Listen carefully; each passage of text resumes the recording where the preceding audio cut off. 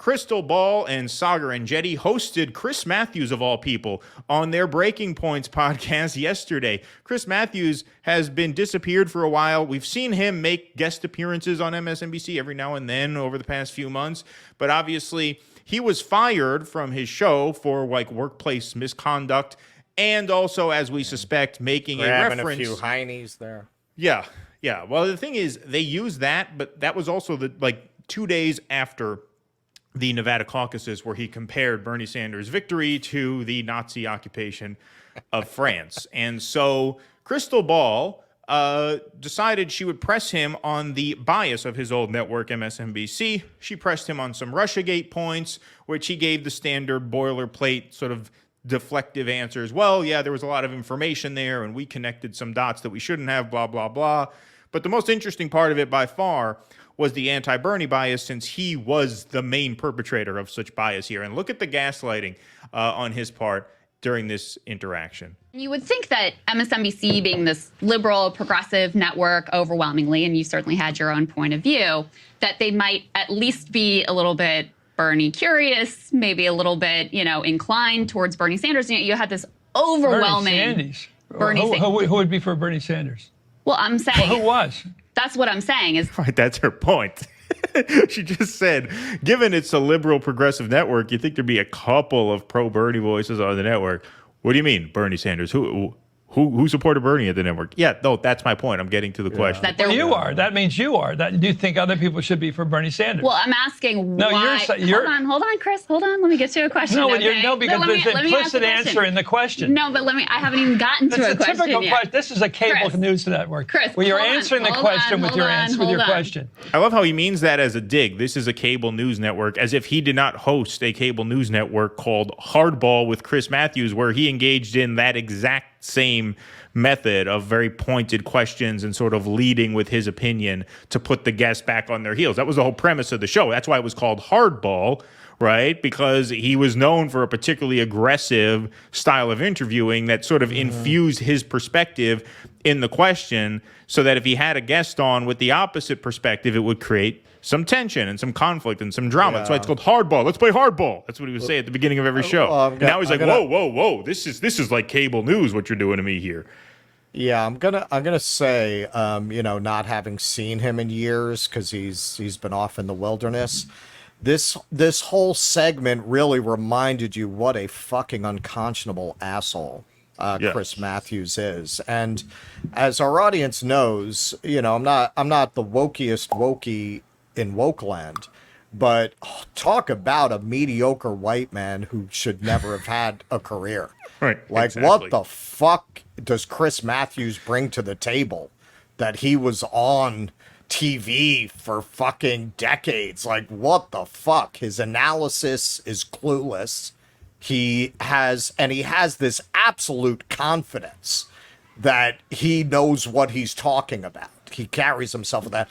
Yeah, this is what I'm good at, political analysis. Well, there is no evidence of that here any more than there was on your fucking worthless show. Yeah, exactly. You're sitting here saying who was for Bernie Sanders. You don't know what the fuck is going on. You don't know what you're talking about. But, and this is why I think of the critique of the mediocre white man, he's very confident in his never correct opinions. He's really confident that he's an expert in whatever the fuck he thinks. Politics. He knows politics because he knew Tip O'Neill. Right? Yeah, no, he's like the Joe Buck of political commentary. Sports fans in the audience will know Joe Buck, the go-to big game announcer. I thought you were talking about John Voight's character, Midnight Cowboy. I was like, I don't see No.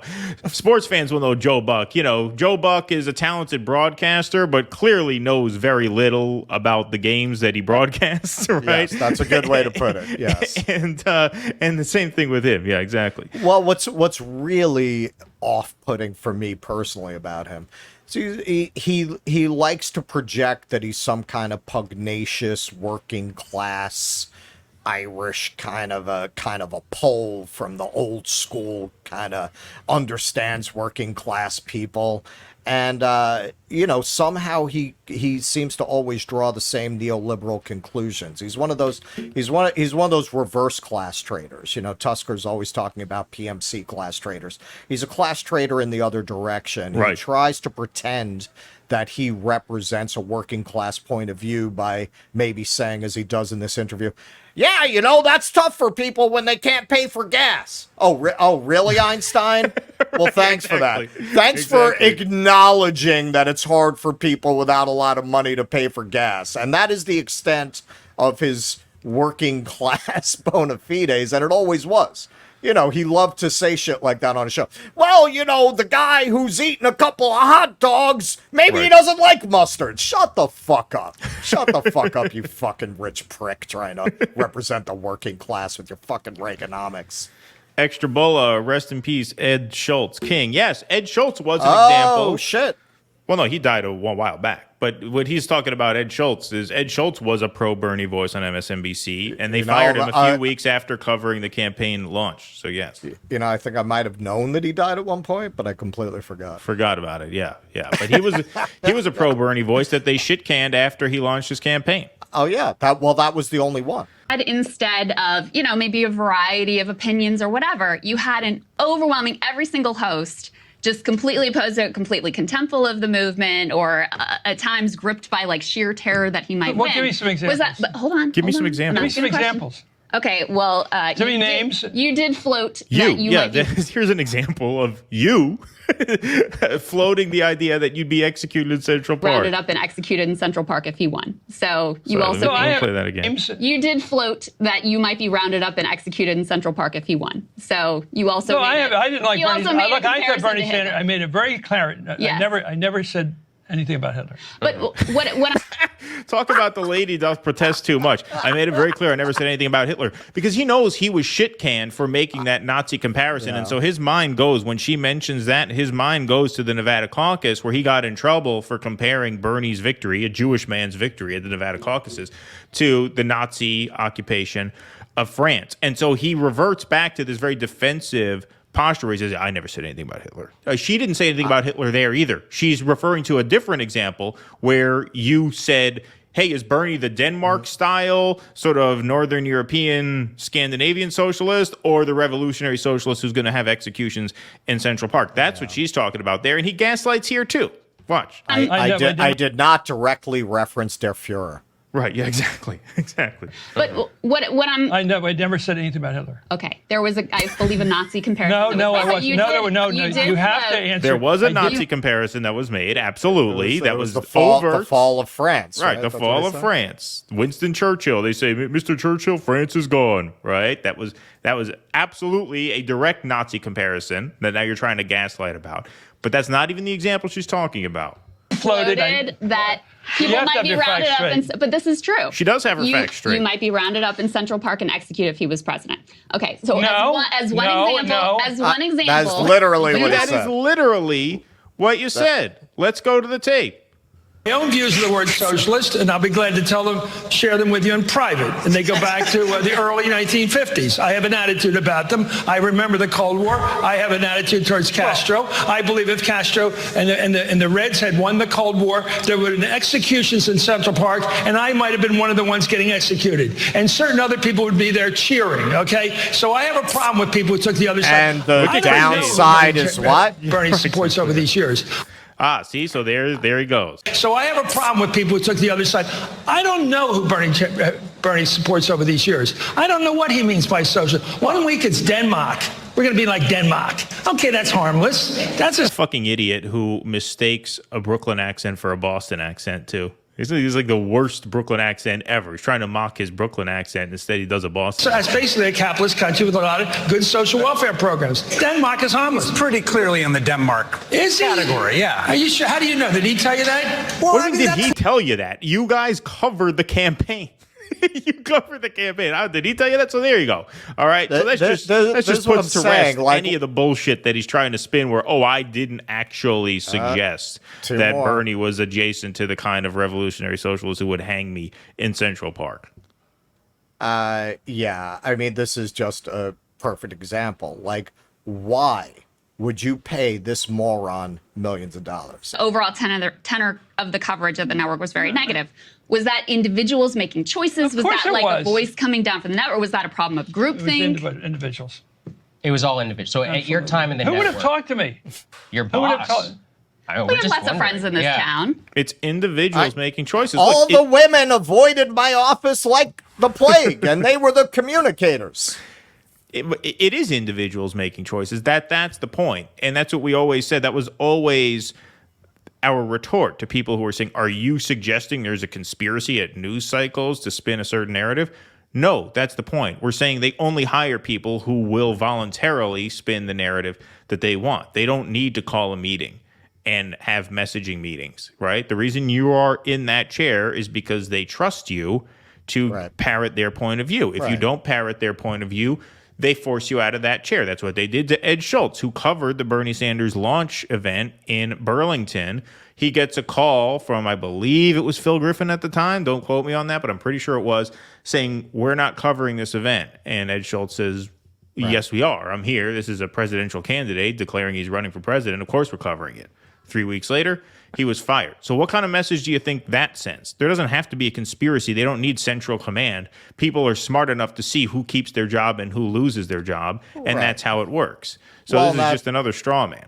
Yeah, that's what Taibbi always talks about. How, look, you don't need someone to tell you what the incentives are. You can see who gets their stories approved, who doesn't, who moves up the chain at the newspaper, who stays where they are or gets pushed out, and that favors a certain type of person who's going to parrot a certain kind of narrative. That having been said, Chunk over there at TYT always tells that story about how he was called in and told, rebels, they're cool with the motorcycle and the leather jacket, but we're not rebels, we're insiders. So I do believe conversations like that go on as well to reinforce it when somebody goes off the reservation. Yeah, but the message is heard loud and clear, whether there's a backroom meeting or not. They make sure everybody understands.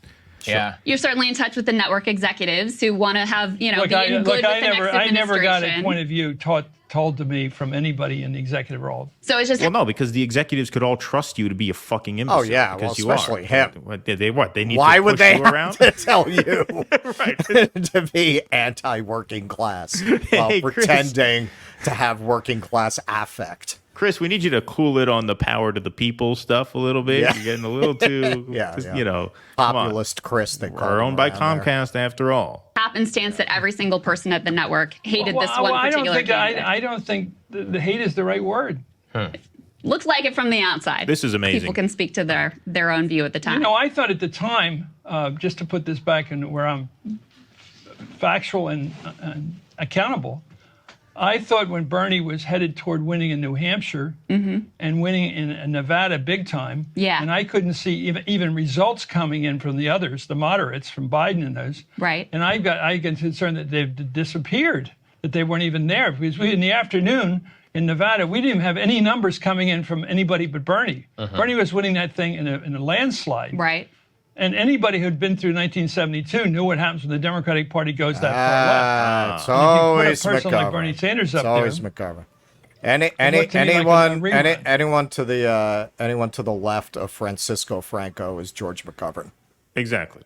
Of 1972. McGovern. Okay. And I saw McGovern got beaten in almost every state. And I thought that was wrong for the Democrats to do that. I thought Bernie was or Elizabeth was going to win. And of course I wasn't happy with either one of them. But what do you think? Why would I be happy with people that are probably going to lose?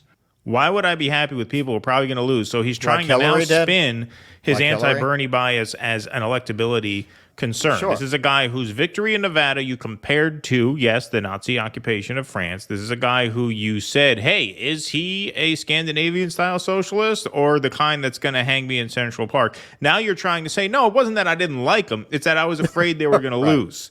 right? That was the only problem. Exactly. It wasn't comparing them to, Pol Pot or whatever the fuck. Right. I mean, if you had trying any to indicate. decency or any respect for the audience, you would say, hey, the reason I made those comparisons, even though I knew they were unfair, is because I was trying to knock him out of the race because I thought he was going to lose to Trump. And then that would have been bullshit, but at least you're really there, at least demonstrating some modicum of respect for the audience who has a very good memory about all this stuff, especially on Krystal Ball's show. That was not the concern that you guys were echoing. There was a lot of he can't win, but it was mostly this guy is out of bounds for who he is and the views he represents. We don't like them. Sure. We don't like them.